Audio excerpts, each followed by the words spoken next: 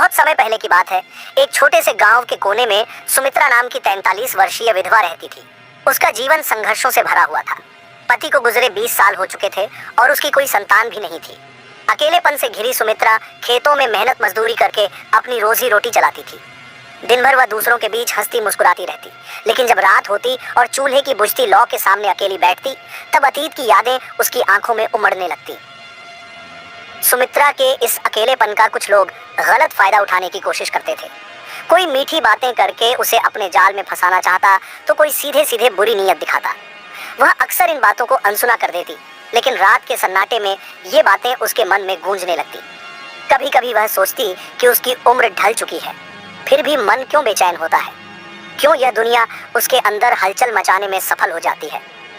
एक दिन खेत में काम करते समय सुमित्रा ने देखा कि जमींदार अपने बेटे अर्जुन के साथ खेतों का मुआयना करने आया। अर्जुन करीब 35 साल का, लंबा, गोरा और आत्मविश्वास से भरा हुआ था।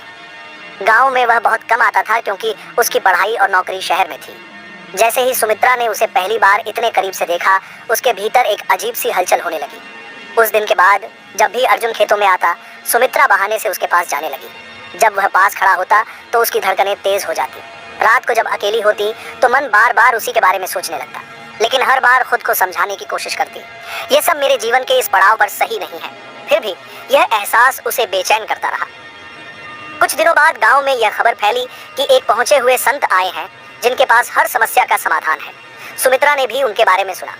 पहले तो उसे लगा कि यह सब व्यर्थ है, लेकिन फिर सोचा कि शायद संत उसके मन की बेचैनी का हल निकाल सके। अगली सुबह वह पीपल के पेड़ के नीचे बनी कुटिया पर पहुंची, जहां संत लोगों को मार्गदर्शन दे रहे थे। जब भीड़ कम हुई तो सुमित्रा ने हिम्मत जुटाकर संत से अपनी समस्या कही। उसने कहा, महाराज, मैं अकेली हूँ। कभी कभी मन विचलित हो जाता है, ऐसे विचार आते हैं जो मुझे कमजोर बना देते हैं। मैं क्या करूँ? संत ने मुस्कुराते हुए कहा, मन का भटकना स्वाभाविक है, लेकिन इसे नियंत्रित करना तुम्हारे हाथ में है। सुमित्रा ने पूछा, कैसे महाराज? मेरा मन तो बार बार मुझे भटकाता है। संत ने समझाया, मन हिरण की तरह है जो हर ओर भागता है, लेकिन अगर तुम इसे सही दिशा में लगाओ तो यही तुम्हारा सबसे बड़ा सहायक बनेगा। इच्छाएं बुरी नहीं होती, लेकिन जब वे तुम्हें अपने नियंत्रण में ले लें तब वे कमजोरी बन जाती हैं। यह भी एक ऊर्जा है, लेकिन इसे सही मार्ग पर लगाना जरूरी है। संत की बातों ने सुमित्रा के दिल को छू लिया। उसने उनके बताए मार्ग पर चलने का निश्चय किया। ध्यान और आत्मनियंत्रण का अभ्यास करने लगी। धीरे धीरे उसने महसूस किया कि उसका मन शांत हो रहा है। अर्जुन के प्रति जो आकर्षण था वह समाप्त होने लगा। अब उसे समझ में आ गया कि असली खुशी बाहर चीजों में नहीं, बल्कि आत्मसंयम और मन की शांति में है।